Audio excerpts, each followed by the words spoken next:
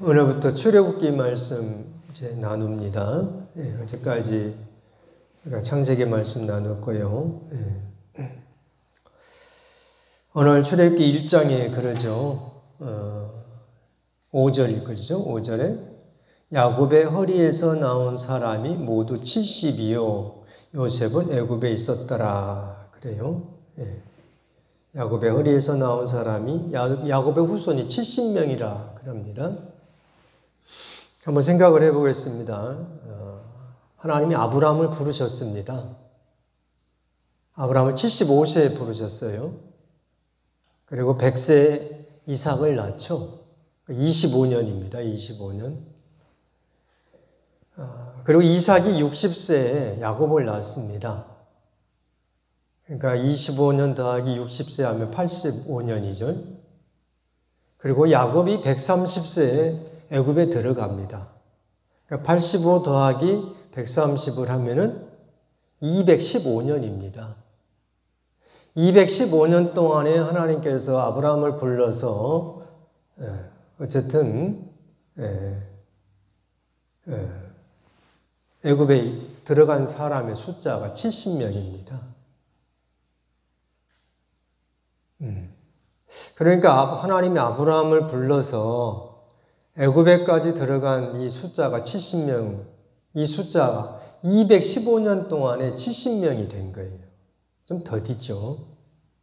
참 더디어요. 그런데 우리가 잘 아는 대로 저 뒤에 가면 12장이에요. 출애굽기 12장에 430년 동안 있었다고 합니다. 애굽에. 430년 동안 있는 동안에 출애굽할 때 남자의 수가 어떻게 됩니까? 20세 이상으로 전쟁에 나갈 만한 남자의 수가 여자 아니고요. 60만 명이 넘습니다. 그러니까 430년 동안에 남자와 여자 성비가 비슷하겠죠. 그러니까 120만 명. 20세 이하는 또 있어야겠죠. 또 전쟁에 못 나갈 노인분들도 생각을 해야 되겠죠. 그래서 한 200만 명을 생각을 합니다. 그러니까 430년 동안에 200만 명이 된 거예요. 215년 동안에는 70명이었는데, 그죠? 하나님이 아브라함과 이삭과 야곱과 또 요셉, 이들에게 역사하신 것은 정말 대단합니다. 그런데 하나님이 그토록 하나님의 능력을 보여주고 이끌어 주시고 이렇게 하나님 역사하셨는데 겨우 70명 들어가요. 그런데 430년 동안에는 하나님 어떻게 역사했는지는 기록이 없으니까 알 수가 없어요. 그런데 200만 명이 되는 겁니다. 오늘 우리가 함께 나눌 말씀이요. 학대를 받을수록입니다. 학대를 받을수록. 12절 말씀. 12절 같이 한번 읽죠. 12절. 그러나 학대를 받을수록 더욱 번성하여 퍼져나가니 애굽 사람이 이스라엘 자손으로 말미암아 근심하였다. 그럽니다. 또 6절부터 7절, 6절, 7절 같이 있죠. 6절, 7절. 요셉과 그의 모든 형제와 그 시대의 사람은 다 죽었고 이스라엘 자손은 생육하고 불어나 번성하고 매우 강하여 온 땅에 가득하게 되었더라. 그럽니다. 6절, 7절과 12절은 같은 내용을 말하고 있죠. 요셉과 그의 모든 형제와 그 시대 사람은 죽었습니다. 사람은 죽습니다. 그러나 하나님 말씀은 이루어집니다. 하나님 말씀은 사라지지 않아요. 오늘 우리가 이 말씀을, 이 사실을 함께 나누고자 합니다. 출애굽기 잠깐 이제 설명을 좀 시작한 오늘 첫 시간이니까 출애굽기 전체를 잠깐 말씀드리겠습니다. 출애굽기는 말 그대로 출애굽한 겁니다. 출애굽 사건이 있고 그리고 뭐가 있겠습니까? 그리고 성막이 나와요. 출애굽기에 아주 중요한 부분입니다. 성막, 거룩한 텐트라는 거예요. 거룩한 막. 네. 출애굽기에 거룩한 막, 성막에 두 번에 걸쳐서 나와요. 그 설계도가. 그러니까 출애굽기에서 놓치면 안 되는 것이 출애굽만 자꾸 생각할 게 아니라 왜 출애굽시켰는가? 바로 성막과 연관이 되는 거예요. 성막이 뭐라고요? 거룩한 집이라는 거예요. 하나님이 이스라엘 백성 가운데 거하겠다 하는 것이 성막입니다. 하나님이 이스라엘 백성 가운데 살겠다 하는 것이 성막이에요. 하나님이 모세에게 이렇게 성막을 만들어라 설계도를 주고 그것이 쭉 기록이 되어 나와요. 그러고 나서 어쨌든 이스라엘 백성이 그 설계대로 이제 만들었다 해가지고 또 그대로 또 반복을 해요. 두 번 반복해 나오는 겁니다. 모세오경이죠. 창세기, 출애굽기, 레위기, 민수기, 신명기 이렇게 모세오경입니다. 이 모세오경 가운데서 제일 중요한 책이 어떤 책이겠습니까? 창세기일까요? 출애굽기일까요? 부족한 제가 볼 때는요, 레위기입니다. 네. 거룩한 백성을 하나님께서 세우시겠다는 겁니다. 그러니까 레위기가 중심이에요, 사실은. 이게 본론입니다. 창세기하고 출애굽기는 그 거룩한 백성이 만들어지는 과정입니다. 그리고 민수기는 거룩한 백성이 광야에서 어떻게 수업을 받는가, 그 거룩을 어떻게 실험하고 그 수련을 받는가 하는 것이 민수기고요. 신명기는 그 거룩함을 다시 한번 반복해 주는 겁니다. 신명기는 설교예요. 네. 오늘 우리가 출애굽 했는데요. 출애굽 하면은 뭐가 전제가 되어 있습니까? 출애굽, 애굽에서 나온 거니까 뭐가 전제가 된 거예요? 애굽으로 들어간 것이 전제입니다. 네, 우리가 창세기 말씀 나눌 때 하나님이 야곱에게 애굽으로 들어가라 하셨습니다. 창세기 46장 3절 말씀에 그랬죠? 하나님이 이르시되 나는 하나님이라 네 아버지의 하나님이니 애굽으로 내려가기를 두려워하지 말라 그래요. 하나님이 직접 나타나서 말씀해 주셨어요. 애굽으로 내려가기를 두려워하지 말라. 그리고 하나님이 애굽으로 왜 내려가라 한 목적이 나와요. 내가 거기서 너로 큰 민족을 이루게 하리라. 내가 너와 함께 애굽으로 내려가겠고 반드시 너를 인도하여 다시 올라올 것이라 그래요. 네, 다시 올라올 것이다. 이게 출애굽입니다. 하나님은 야곱에게 이 애굽으로 들어가라 하셨습니다. 그리고 반드시 너를 인도해서 다시 올라올 것이라 출애굽을 미리 그때 말씀하셨어요. 그러고 나서 430년이 지난 겁니다. 출애굽이 된 거예요. 예. 그런데 하나님이 왜 애굽으로 들어가게 하는 하나님의 목적이 있었죠. 하나님 뜻이 있죠. 뭡니까? 너로 큰 민족을 이루게 한다 이거예요. 그러니까 하나님이 애굽으로 야곱을 이스라엘 후손들을 70명 되는 후손들을 애굽으로 들여보낸 것은 큰 민족을 만들기 위함입니다.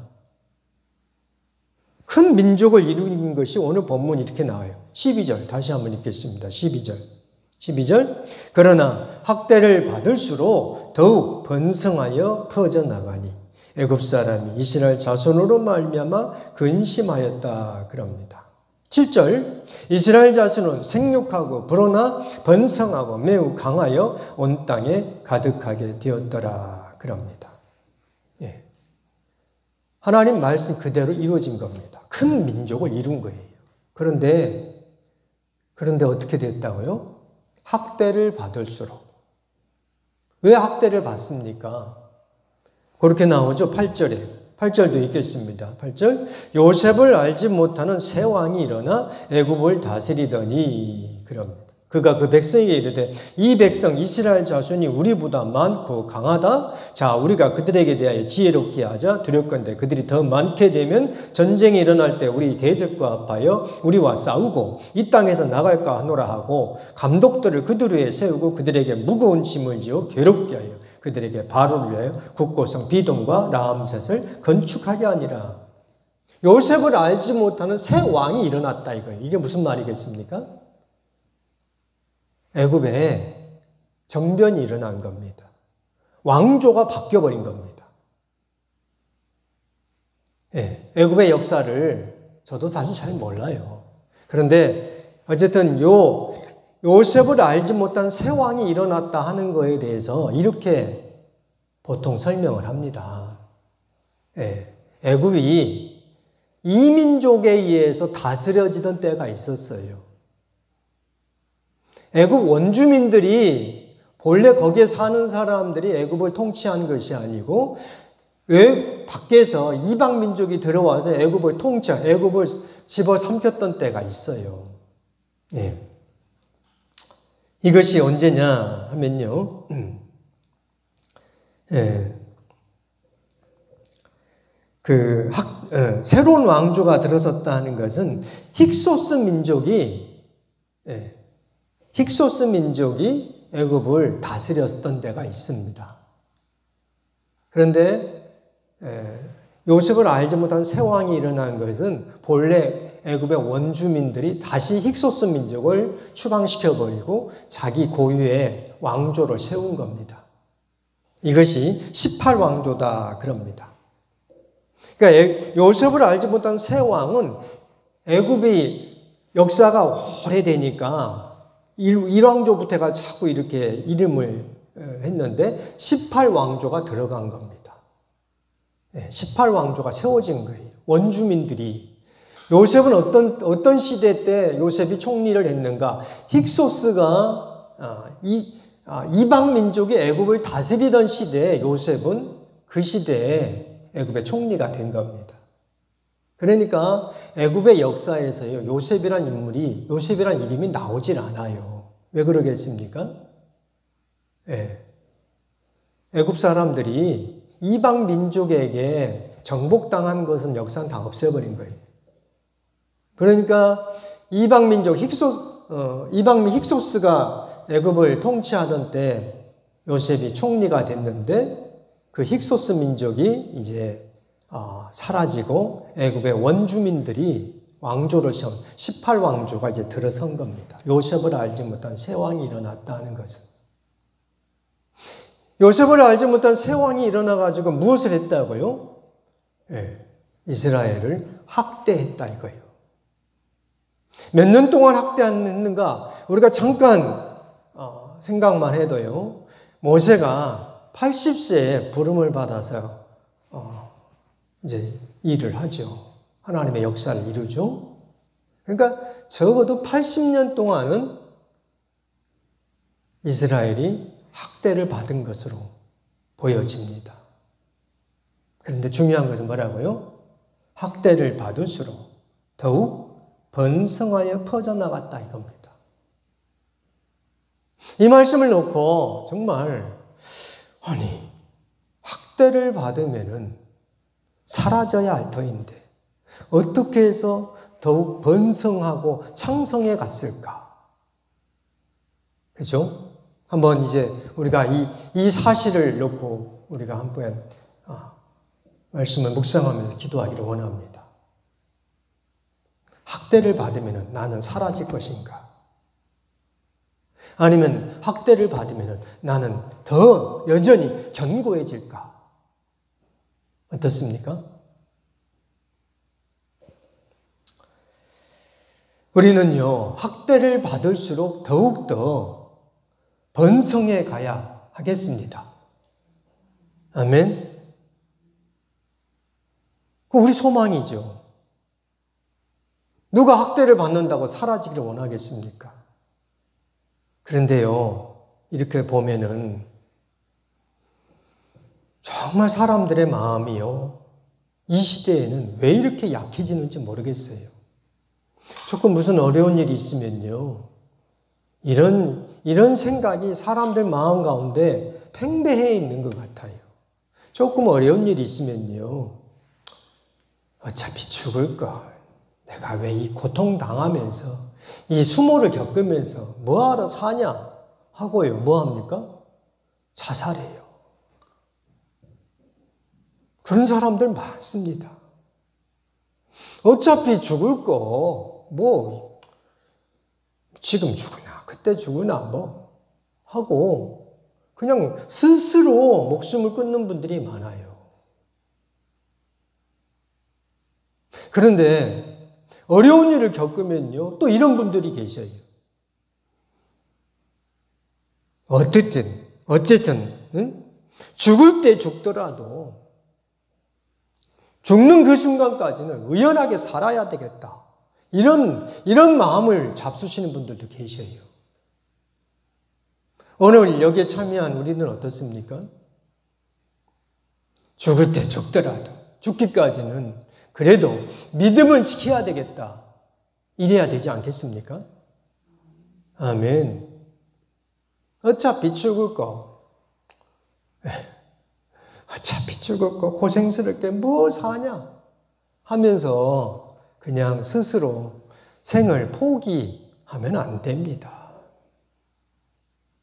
중요한 것은 이겁니다. 오늘 우리가 꼭 기억을 해야 할 것이 그겁니다. 오늘 이스라엘은 학대를 받을수록 더욱더 번성합니다. 왜 그러겠습니까? 하나님의 뜻이 있기 때문에 그래요. 하나님의 무슨 뜻입니까? 큰 민족을 이루게 하리라 하는 하나님의 뜻이 세워져 있는 거예요. 그러니까 이스라엘은 하나님이 어떻게 430년 동안 애굽에 내려가서 어떻게 역사해 주셨는가에 대해서는 기록이 없으니까 우리가 자세히 알지 못하지만, 어쨌든 사람들 사이에 일어나는 그 영적인 흐름과 그 정신적인 그 마음 상태는요, 큰 민족을 이루게 하리란 하나님의 뜻이 그 가운데 계속 역사해 가고 있다 하는 겁니다. 오늘 우리가 찾아야 할 것이 그겁니다. 나를 향한 하나님의 뜻이 무엇인가? 내가 이것을 이루기 전에는 결코 생명줄을 놓아서는 안 되겠다는 겁니다. 아멘. 비록 내가 사라질지라도, 비록 내가 살아서는 하나님의 뜻을 이루지 못한다 할지라도, 내 후손을 통해서는, 내 후배를 통해서는 하나님의 뜻이 세워지도록 해야 되겠다 하는 겁니다. 그렇게, 그런 마음과 그런 믿음이 우리 가운데 있다면요, 어떤 어려운 일이 있어도, 눈에 힘을 줘가면서, 이빨을 부득부득 깔면은, 이빨이 좀 아프겠죠. 눈에 힘을 주면서, 하나님의 뜻이 세워지기까지 살아보리라. 아멘. 이것이요, 오늘 본문에는 어떻게 나옵니까? 19절 말씀, 19절 같이 한번 읽죠. 19절. 산파가 바로에게 대답하되 히브리 여인은 애굽 여인과 같지 아니하고 건장하여 산파가 그들에게 이르기 전에 해산하였더이다 하매. 애굽의 바로가요, 애굽의 왕이 아주 유치한 방법을 써요. 산파들에게 남자아이가 나면은 죽여라 그럽니다. 그 아이를 죽여라 그럽니다. 근데 산파가요, 애굽의 왕의 바로의 말을 듣지 않고 다 살려냅니다. 그러니까 왕이 불러서 너 왜 그렇게 했냐 하니까 이렇게 말한 거예요. 변명을 한 겁니다. 히브리 여인은 애굽 여인과 같지 아니하고 건장하여 내가 가기 전에 벌써 다 나와버렸던데요. 그런데 애굽 왕이 이것을 어떻게 해요? 믿어주는 겁니다. 왜? 실제로 히브리 여인들이 건장하니까. 애굽 여인들은 그렇게 지배 세력이 돼가지고 잘 먹고 멋있게 지내고 막 이렇게 해도 건강하지 않은 거예요. 그런데 히브리 사람들은, 이스라엘 사람들은 그렇게 학대를 받으면서도 그래도 건강한 겁니다. 오늘 우리가 기억을 해야 합니다. 나는 어떤 환경 속에서도 믿음을 지켜내고 있는가. 아멘. 온실 속의 화초하고 야생화의 차이는 뭐겠습니까? 온실 속의 화초는요, 향내가 별로 없어요. 왜 그러게요? 비바람을 맞으면서 그것을 이겨내면서 그래서 이제 향기를 뿜어내는데 조용하니까 무사태평 편안하니까 향내가 별로 안 나요. 근데 야생화는요, 추위와 더위 이런 것들을 다 겪다 보니까요, 그 속에서 향기가 나옵니다. 오늘 우리가 이 새벽에 함께 기도하고 출애굽기 시작이 그렇게 돼요. 학대를 받을수록 번성한다 이거예요. 내 믿음은 학대를 받으면은 더욱더 번성해 나갈 것인가, 아니면 꼬꾸라져 없어질 것인가. 하나님의 뜻이, 나를 향한 하나님의 뜻만 발견이 되면요, 나를 향한 하나님의 계시, 하나님의 마음만 내 속에 딱 전달되면요, 우리는 어떤 어려운 일이 있어도 살아버리라. 살아버리라. 그럽니다. 네. 비록 내가 살아서 하나님의 뜻을 다 이루지 못한다 할지라도 내 후손을 통해서 하나님의 뜻이 이루어지리라. 그렇게 믿고 우리가 나아가야 할 줄, 그러기를 참으로 오늘 기도하기를 바랍니다. 그래서 나를 만나는 사람들에게 향기를, 나를 만나는 사람들한테 저 장로님을, 저 집사님을 한번 더 만나보고 싶다, 그런 마음이 들도록 우리가 그게 이 길을 가야 할 줄 믿습니다. 기도하겠습니다. 존귀하신 하나님 아버지, 고난 때문에 죽고 싶은가, 아니면 고난을 겪어도 어쨌든 살아나야 될 것인가. 하나님 아버지, 이스라엘은 하나님의 뜻이 있어서 큰 민족을 이루게 하리라 하나님의 뜻이 있어서 학대를 받을수록 더욱더 번성하고 창성하여서 애굽 사람들이 두려워할 정도가 되었는데, 이제 우리 또한 이 세상이 아무리 어렵게 나를 옥조아맨다 할지라도 아버지 하나님, 하나님의 뜻을 이루기 위하여서 내 한 평생을 주 앞에 드려줄 수 있는 우리 모두가 다 되게 하여 주시옵소서. 우리 모든 성도님들, 세상에서 여러 가지 어려운 일을 만난다 할지라도 또 만난 중에 있다 할지라도 넉넉하게 감당하여서 주 앞에서 충성스러운, 참으로 하나님 앞에 하나님이 인정해 주고 하나님이 이끌어 주시는 우리 모든 성도님들이 되게 하여 주옵소서. 예수님의 이름으로 기도드립니다. 아멘.